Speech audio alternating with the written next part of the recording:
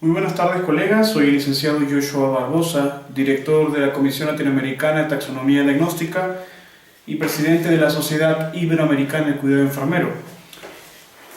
Como profesor de la acreditación internacional para docentes en metodología singular y proceso de cuidado enfermero, y además para el curso en metodología singular y proceso de cuidado enfermero, tengo a bien presentar el módulo sobre el proceso de valoración y metodología singular.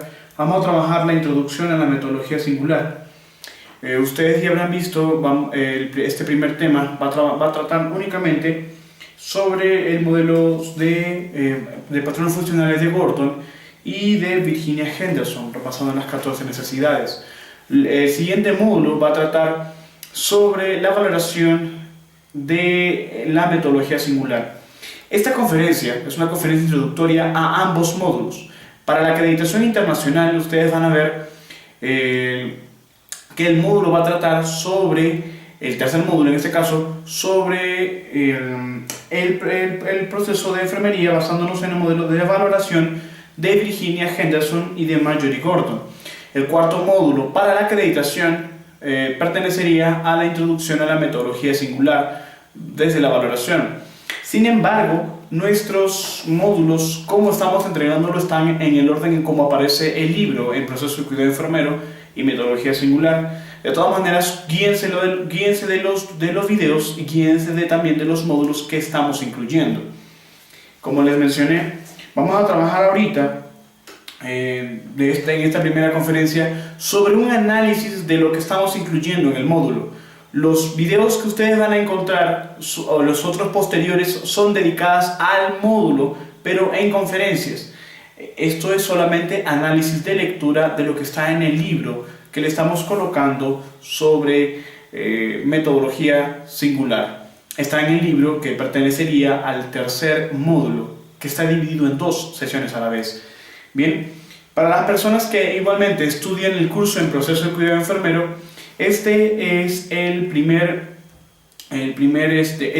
segundo módulo, porque el primer módulo perteneció a la teoría del universo nodal del ser, del cual también se hizo, como vieron en el video anterior, una retroalimentación directamente del libro. Bien, espero entonces, colegas, que les sea de su agrado esta conferencia y este pequeño análisis para que puedan guiarse cómo está establecido el libro, ¿ok? Bien, el capítulo número 2 se denomina Determinación y precisión de la metodología singular en el proceso del cuidado enfermero. Vamos con el tema: Introducción a los modelos de valoración, patrones funcionales de Gordon y necesidades básicas de Virginia Henderson. Y menciono que la valoración es la representación de la realidad que abstrae la forma del ser y el no ser de la persona. Cuando digo representación, mencionamos a toda forma de percepción. Por la capacidad de percepción, que más adelante lo vamos a ver como cualidad, por la capacidad de percepción yo voy a representarme objetos externos a mí. La representación sería entonces una idealización de una realidad. La realidad que estoy viviendo la voy a idealizar y eso voy a permitirme que se represente hacia mí como una forma verdadera desde mi forma percibida. Bien, entonces la valoración, mencionaba, es una representación de la realidad, es decir, una idealización de la realidad por mi capacidad de percepción, que abstrae la forma de ser y no ser de la persona. Cuando menciono la forma de ser y no ser, menciono también aquí una relación de causa y efecto caótico. Lo que nosotros somos es causa de algo y lo que nosotros no somos es un efecto de algo. O al contrario, lo que nosotros somos es efecto de algo que no está, pero que siempre estuvo. No siempre nosotros tenemos un factor causal identificable a priori, pero a posteriori todo factor causal es identificable. Nosotros somos lo que somos y lo que no somos. Ese complemento forma nuestra estructura ideal de ser. Recordemos que lo esencial de la valoración no es dirigirse a las respuestas que espero obtener, es decir, las respuestas que yo quiero obtener al poder hacer una entrevista o una interrogación a un paciente, sino al conjunto de respuestas que fundan el fenómeno que me permite percibir. y por ende representar situaciones que compartiremos o que compartimos con las personas a las cuales observamos. Es decir, la valoración no se trata de solamente obtener respuestas que yo deseo obtener como enfermero, ya que yo las respuestas ya las conozco. Cuando en mí se formula una pregunta como proposición, en vez de ser una pregunta, yo voy a abstraer respuestas que yo mismo estoy formando. Ya, por ejemplo, si pienso en la fisiopatología como punto principal de evaluación, yo ya estaré respondiéndome a las respuestas que la persona me podría brindar. Entonces la valoración no se trata solamente de poder dirigirme a una fisiopatología, no se trata de solamente dirigirme a lo que yo espero obtener, porque yo ya conozco. Los libros me pueden decir muchas cosas, pero la realidad es que va a vivir la persona no va a ser lo que los libros me dicen.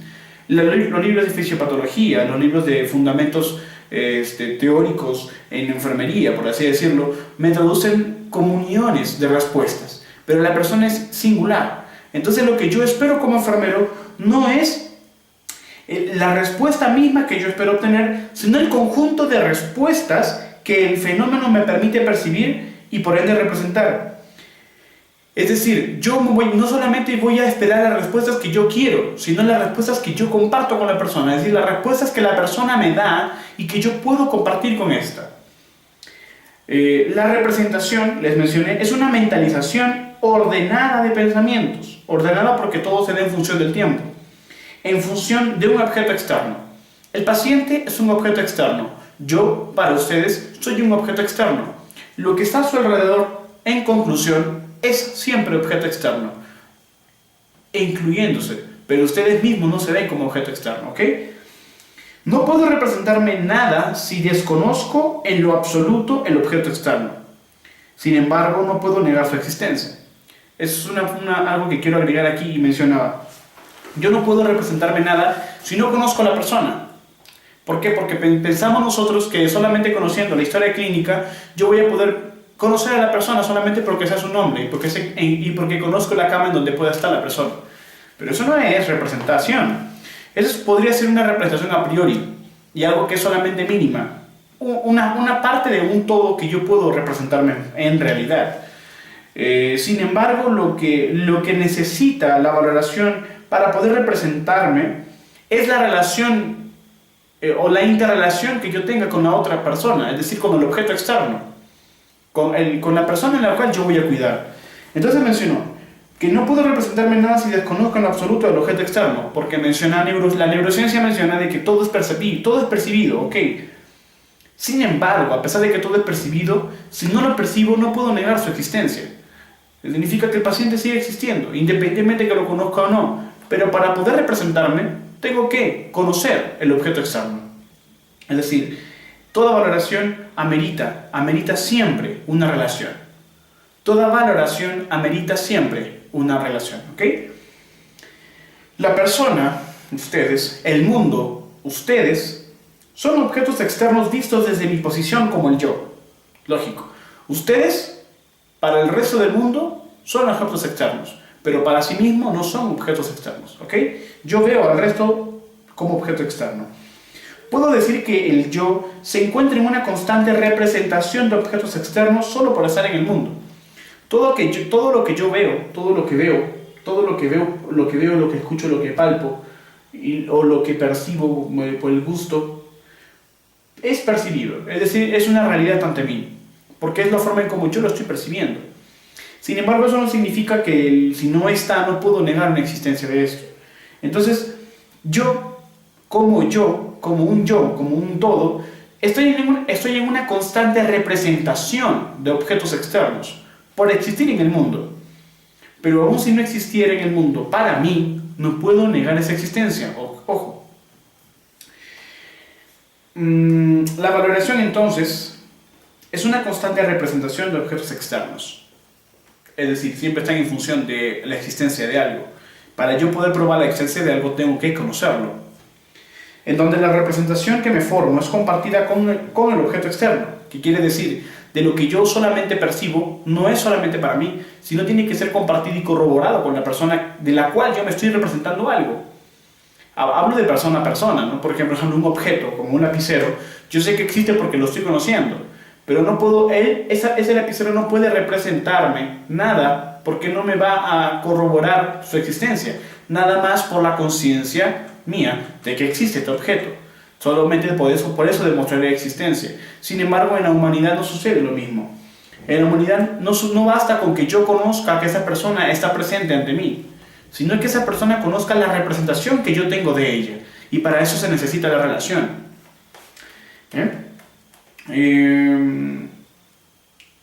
Me mencionaba que la valoración entonces es una constante representación de objetos externos, en donde la representación que me formo es compartida con el objeto externo, de tal manera que el observador, es decir, yo, y el objeto externo, es decir, cada uno de ustedes, por ejemplo, tienen representaciones comunes. Es decir, lo que yo me represento es común con la representación de la persona misma, o con la forma de ser misma de la persona, ¿no? Cada uno sabe la forma en cómo es el mundo, o a veces no, pero cada uno sabe la forma en cómo es el mundo. Cuando la otra persona, el mundo, se representa lo mismo de lo que yo estoy representando, esa representación común permite la relación fluida, o la relación auténtica. Es decir, para yo poder entablar un diálogo auténtico con una persona, ambas personas tienen que tener representaciones comunes, desde su singularidad. Toda representación se da por la capacidad de percibir. A esto lo he denominado cualidad. Es decir, la capacidad de percibir es la cualidad de la persona. Y la cualidad tiene tres formas de cualidad. Gracias a la cualidad, el yo tiene la sensibilidad, que es la intensidad de percepción, y tiene la sensación, que es la transformación por la percepción. Es decir, tras mi cualidad, yo voy a tener una intensidad de percibir. Aquí vienen los sentidos, aquí viene la conciencia, aquí viene el ciclo vital, por ejemplo. Entonces la intensidad de percibir me otorga sensibilidad. Y la transformación, es decir, la transformación interna, es decir, la transformación del yo, a partir de la percepción que se tiene, es la sensación. Y en realidad, toda relación entre los seres humanos transforma o destruye. Bueno, en la transformación puede ser crecimiento o destrucción, ¿no? Pero siempre hay una transformación. Si no ocurriera una transformación, significaría que la relación no fue efectiva. Entonces, cuando hablamos mucho de interrelación enfermera-paciente, tenemos que nosotros darnos cuenta, cómo nosotros como profesionales, hablo de nosotros como personas también, que esa persona, el paciente, transformó nuestra forma interna de ser. Si es que ocurrió esa transformación, significa entonces que la relación fue efectiva. Por eso se habla interrelación, ¿no? Donde ambas personas van a tener papeles totalmente activos. Bien. Otra cosa es que no solamente me basta con que yo conozca la realidad de la persona, ¿no? Porque es mi percepción. Para que la persona también tenga esa realidad, tiene que conocer lo que yo percibo de ella. Entonces, por eso se llama interrelación, ¿ok? Entonces, mencionaba que, gracias a esa cualidad, yo tengo sensibilidad y sensación. La cualidad otorga realidades, ¿no? Es decir, por la capacidad de percibir yo formo una realidad. Al formar ya estoy representándome algo. Puedo decir que entonces la conclusión de una representación es la realidad que se percibe. Por lo que muchos autores consideran que la cualidad permite abstraer la realidad percibida. Claro, le mencionaba de que la representación es la mentalización de un objeto externo en función de mi capacidad de percibir. Por mi capacidad de percibir, por lo tanto, yo represento objetos externos a mí. Y la conclusión de una representación sería la realidad, pero la realidad percibida, es decir, la realidad que yo percibo. La realidad percibida es la abstracción o producto de la representación que se tiene de todo objeto externo al yo, recordando que todo fuera del yo es objeto externo. Todo lo que es fuera de mí es objeto externo. Y para otra persona yo seré objeto externo también, pero fuera de mí. Yo no puedo ser objeto externo a sí mismo. Siempre soy objeto interno. La realidad percibida, mencionaba, es la abstracción como producto de la representación que se tiene del objeto externo al yo. Es decir, por la capacidad de percibir el objeto externo, yo represento realidades. Eso es lo que puedo concluir. Puedo decir que la valoración tiene como resultado la abstracción de realidades percibidas, es decir, todo lo que tenga relación necesaria respecto a una valoración es una realidad percibida. Por lo tanto, si yo voy a valorar voy a valorar situaciones, estados, respuestas o fenómenos de una persona, lo que voy a obtener es una realidad, pero bajo mi percepción, porque es por mi capacidad de percibir que yo formé una realidad. No puedo decir nunca que lo que yo tengo como respuestas de una persona es una realidad auténtica, es una realidad verdadera. No puedo decir, porque se intromete mi forma de percibirlo y además la forma de expresarlo de la persona, ¿no? Una persona otorga respuesta y otra persona lo percibe. ¿Ok? Entonces, entre esos hay dos barreras grandes. La percepción de la persona que lo percibe y la forma de cómo va a brindar las respuestas de la persona que está siendo cuidada, en este caso el paciente, que brinda respuestas. ¿Ok? Y después cuando se devuelve, ¿no? Cuando cambian los papeles, cuando el enfermero va a brindar la respuesta, que es el cuidado, y la persona cómo lo va a percibir, ¿no? Ahora, aquí viene la palabra satisfacción, calidad, el cuidado, etc. La persona tiene una capacidad de percibir, porque está en función de la expectativa que se formó al otorgar una respuesta. Y esto ya lo vuelve singular. Por otro lado, la enfermera, el enfermero, que va a brindar un cuidado, también está en su propia capacidad de brindar un cuidado, lo cual también es singular, ¿ok? Entonces, muchas veces no coinciden esas dos cualidades de cada una de ellas, ¿no? Es decir, la cualidad del enfermero de percibir y de actuar, y la capacidad y la calidad o la cualidad del paciente, que es la cualidad de otorgar respuestas y de percibir o satisfacerse ante ello, ¿no? Lo lógico que una persona que está enferma siempre va a estar disponible a recibir un cuidado, pero no siempre va a estar disponible a tener la satisfacción que yo quiero que la persona obtenga, ¿ok? Puedo decir que la valoración tiene como resultado la abstracción de realidades percibidas que nacen por la representación que se tiene del objeto externo. Ya sabemos de que todo objeto externo me permite a mí representarlo con una mentalización y que me va a permitir, por mi capacidad de percibir, formar una realidad percibida. La realidad percibida es lo que se obtiene en la valoración. Significa que la valoración me permite formar realidades percibidas en función de mi capacidad de percibir de lo que es y lo que no es la persona. ¿Ok? Entonces, aquí viene algo que quiero poner aquí entre paréntesis, qué es lo que es y qué es lo que no es la persona. Y si nos damos cuenta, todo lo que soy y lo que no soy tiene una relación de causa y efecto. La causa no siempre está, o el efecto no siempre está, pero siempre hay algo que aparece, o la causa o el efecto, pero siempre están en relación. Ahora, lo ideal no es que solamente nos quedemos como el efecto, porque un efecto es una causa al final y vuelve a ocasionar otros efectos. Eso es lo importante y lo caótico de la complejidad del cuidado y de nuestra vida. Saber de que todo causa ocasiona un efecto y ese efecto otros efectos. Y esa causa fue producto de un efecto anterior. Yo no lo puedo saber. Lo que sí sé es de que llegaré a otros efectos. Si me quedo solamente con un resultado como efecto, estaré totalmente mal. Estaré totalmente... no tendría razón de mi propia existencia, ¿no? En el cuidado sucede muchísimo esto. Nosotros nos enfocamos solamente a conseguir un efecto. A eso le conocemos como efecto deseable. Pero nos encerramos en un solo efecto, con un solo problema, con un solo factor causal, ¿no? Y más adelante, yo creo que hablé un poco en los videos anteriores sobre los diagnósticos Nanda, ¿no? Cómo el diagnóstico Nanda establece etiquetas como diagnóstico y factores etiológicos como factores causales, ¿ok? Hay muchos factores causales, pero hay un solo efecto. Eso no puede ser, ¿no? No puedo yo tener como efecto una sola etiqueta diagnóstica, ¿no? Cada factor me puede llevar a otro. Si yo encierro a uno, estaría solamente limitando el efecto. Y en la persona no se puede limitar un efecto. Si nos damos cuenta, un efecto me llevaría a otros. Pero aquí viene el tiempo, la disponibilidad de la enfermera, el tipo de sistema de salud que se maneje, la cantidad de pacientes, la cantidad de recursos humanos, etc. Y aquí vienen los problemas, ¿no? Los errores epistémicos que se hacen durante el proceso de cuidado enfermero en el hospital o fuera de él. Bien, vamos a tener ese tema para la siguiente sesión cuando hablemos ya de los diagnósticos Nanda. Bien, esta representación, es decir, lo que yo me represento, además del sujeto, es decir, de mí mismo, porque quiere decir que yo siempre me voy a representar como enfermero, yo siempre me voy a representar realidades percibidas, ¿no? Lo que yo voy a creer que está sucediendo, pero que necesita compartirse con la persona que está siendo cuidada. La persona de la cual yo me estoy representando algo necesita saber qué me estoy representando de ella, porque yo puedo estar equivocado y la persona me puede orientar a conocer una adecuada forma de representación. No siempre la persona se va a equivocar.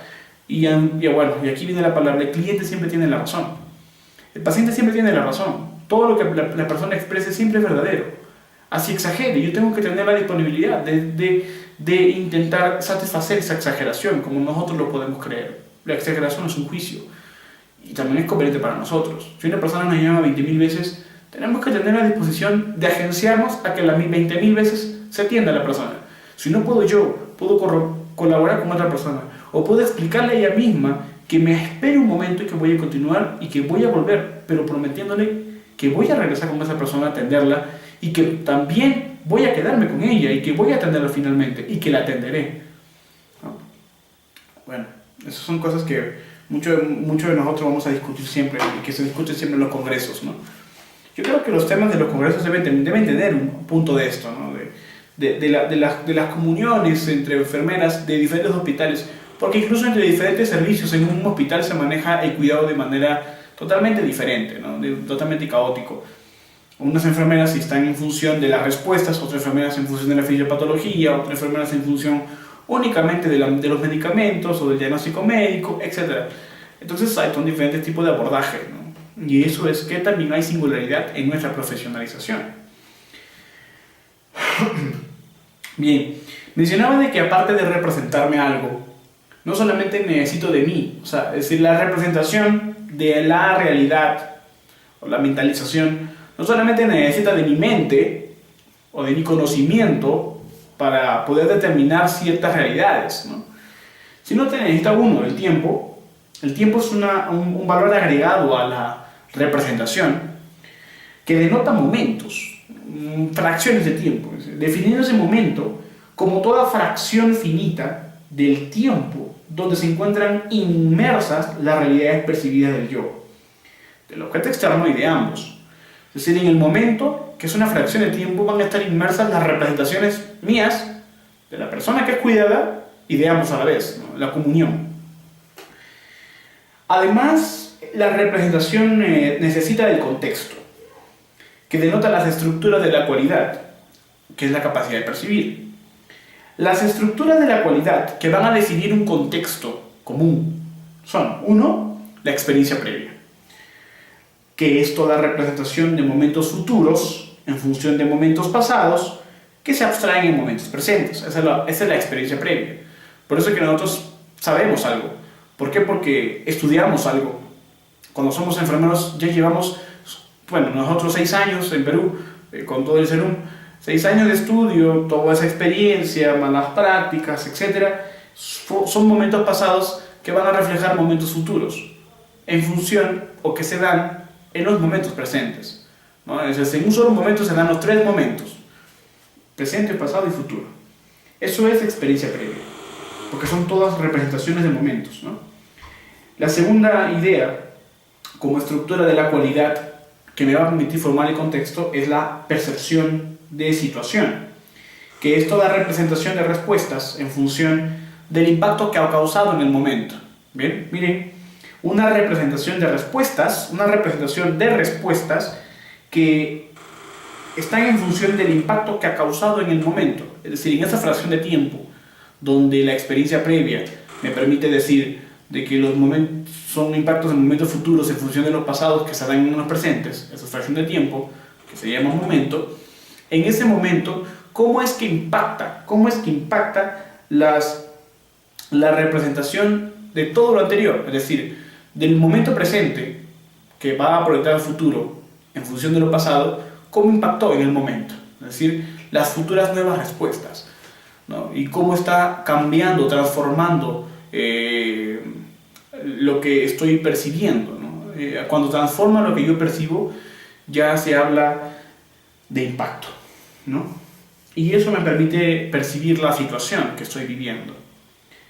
La percepción de la realidad es toda representación de momentos que transforman o destruyen las representaciones de momentos pasados y momentos futuros.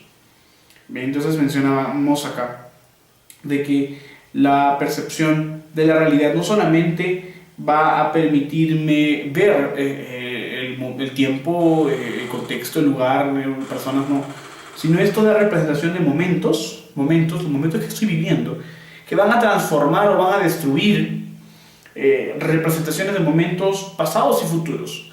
Bien, ¿eso qué quiere decir? De que la percepción de toda la realidad me va a permitir cambiar siempre, va a transformar o lo va a destruir totalmente lo que estoy viviendo, lo que viviré y lo que ya he vivido.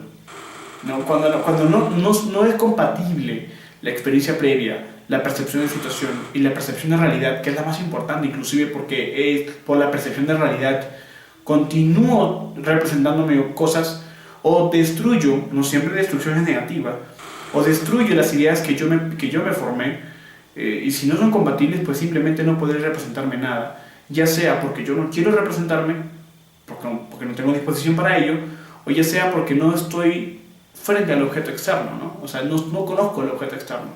Cuando no conozco el objeto externo y me represento algo, solamente será en función de la experiencia previa. Eso siempre se da. Por eso le digo que muchas personas solamente cogemos la historia clínica, la leemos y pensamos que ya conocemos al paciente. Sin embargo, el paciente puede tener otras respuestas diferentes a lo que la fisiopatología nos pueda decir. Entonces, cuando la experiencia previa hace que se olvide las otras dos cualidades, que son las estructuras de la misma cualidad, que nos va a permitir representarnos, solamente vamos a guiarnos con los momentos pasados dirigidos hacia los futuros que se dan en el presente. Y son momentos que nos van a permitir representar más cosas, ¿no? Bien. Los sujetos, eso también es un valor agregado para poder alcanzar las realidades percibidas, ¿no? Cuando les comentaba de que se necesitan elementos para la representación que van a permitir formar realidades percibidas. Uno de ellos es los sujetos. Porque mucho pensamos de que o es el paciente o es la enfermera. Y el paciente porque es quien no va a brindar respuestas. O la enfermera porque las va a percibir. Sin embargo, no pensamos en ambos juntos, ¿no? Y muchos profesamos el cuidado humano, o el cuidado espiritual, donde nosotros tenemos que tener el contacto con las personas y bla, bla, bla.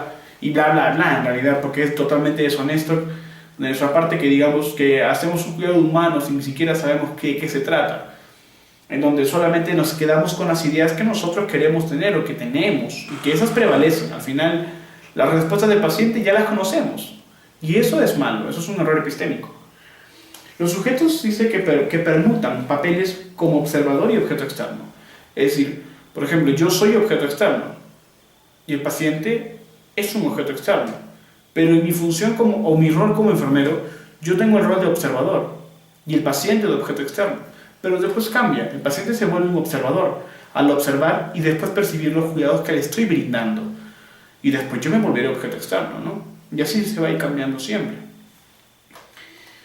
Bien, mencionaba que la humanidad es una realidad percibida, aunque no debería serlo, ¿no? Porque es decir, para el mundo nosotros somos lo que el mundo nos ve. O mejor, ordenándolo, puedo decir de que nosotros somos como el mundo nos ve, es decir, como nos percibe.